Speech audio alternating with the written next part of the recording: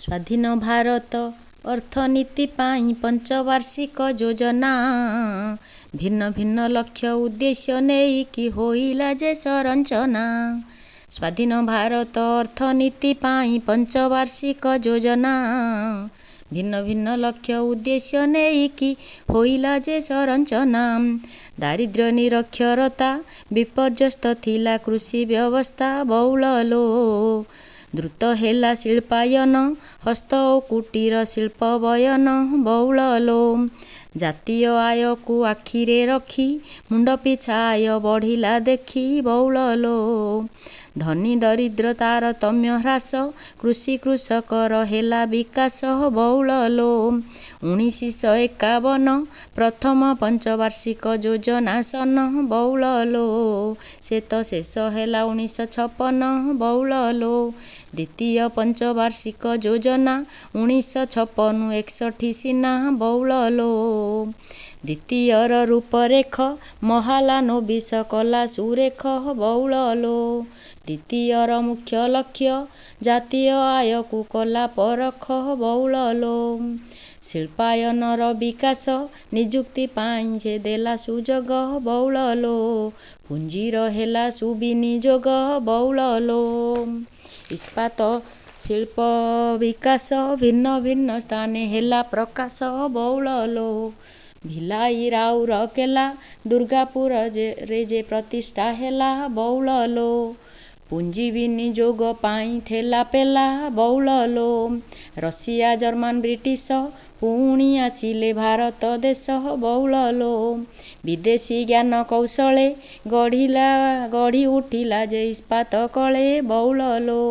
61-66 ତୃତୀୟ ଯୋଜନା ଧରିଲା ଲାଠି ବହୁଳ ଲୋ।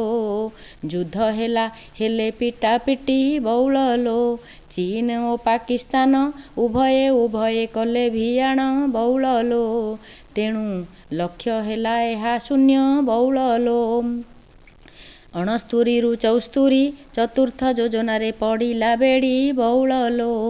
ବାଂଲାଦେଶୀ ଶରଣାର୍ଥୀ ସମସ୍ୟା ପାକିସ୍ତାନ ପୁଣି ଦେଲା ଯେ ବ୍ୟଥା ବହୁଳ ଲୋ। 74-79 ପଞ୍ଚମ ଯୋଜନା ଆସିଲା ପଶି ବହୁଳ ଲୋ। ଏହା ବି ହେଲା ବିଫଳ ଆଗକୁ ଦେଖଲୋ କିଏ ଦେଉଛି ଫଳ ବହୁଳ ଲୋ। 80 ଯେ 85 ଷଷ୍ଠ ଆସିକି ବସିଲା ହସି ବହୁଳ ଲୋ।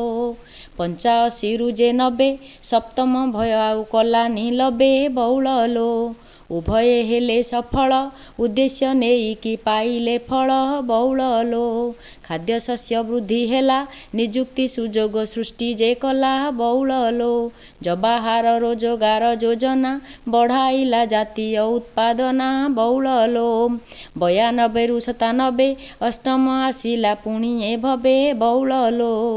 ଜାତୀୟ ଆୟର ବୃଦ୍ଧି ବଢ଼ାଇଲା ତାହା ଦେଶର ନିଧି ବହୁଳ ଲୋ। ସଫଳ ଯେ କରାଇଲା ଧାର୍ଯ୍ୟ ଲକ୍ଷ୍ୟ ଠାରୁ ଅଧିକ ହେଲା ବହୁଳ ଲୋ।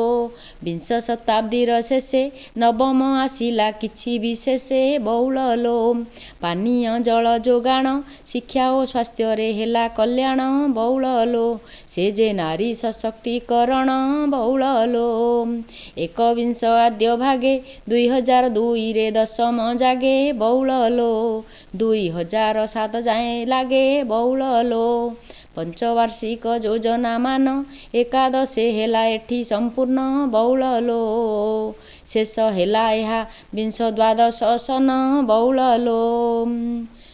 ଇତିହାସର ପୁସ୍ତକ ପାଠ୍ୟଗତ ସ୍ୱାଧୀନ ଭାରତର ଅର୍ଥନୀତି ବିଷୟଗତ ବିଷୟଟିକୁ ପିଲାମାନଙ୍କ ଆଗରେ ଉପସ୍ଥାପନା କରିବା ବେଳେ ମୁଁ କିଛି କଷ୍ଟ ଅନୁଭବ କଲି ଯାହା ପିଲାମାନେ ଶୁଣୁ ନଥିଲେ।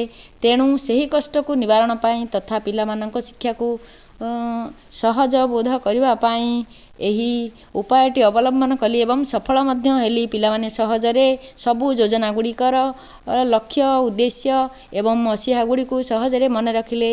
ତେଣୁ ମୋର ଲେସନ୍ ପ୍ଲାନ୍ଟି ସାର୍ଥକ ହେଲା। ଧନ୍ୟବାଦ।